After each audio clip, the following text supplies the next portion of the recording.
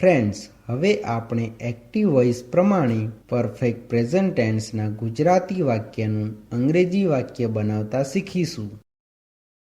Friends, યાદ રાખો, આઈ, વી, you, they અને બહુવચન નામ સાથે હેવ વપરાય છે.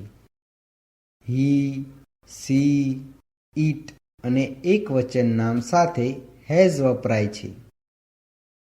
ફોર્મ્યુલા: પોઝિટિવ એટલે કે હકારવાચક વાક્યો માટે સબ્જેક્ટ પ્લસ હેવ અથવા has plus verb 3 plus object plus other words. આ ફોર્મ્યુલાનો ઉપયોગ થાય છે.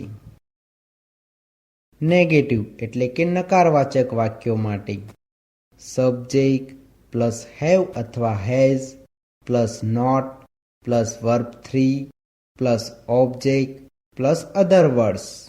આ ફોર્મ્યુલાનો ઉપયોગ થાય છે.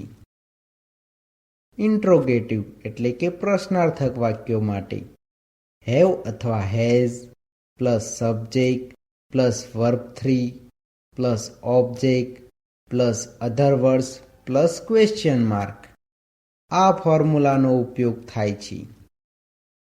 ફ્રેન્ડ્સ, યાદ રાખો, પરફેક્ટ પ્રેઝન્ટ ટેન્સના એક્ટિવ વોઇસના વાક્યોમાં ક્રિયાપદના મૂળ રૂપનું ભૂતકૃદન થાય છે અને જસ્ટ અને ઓલરેડી જેવા શબ્દો હેવ અથવા હેઝ અને વર્બના ભૂતકૃદંતની વચ્ચે આવે છે.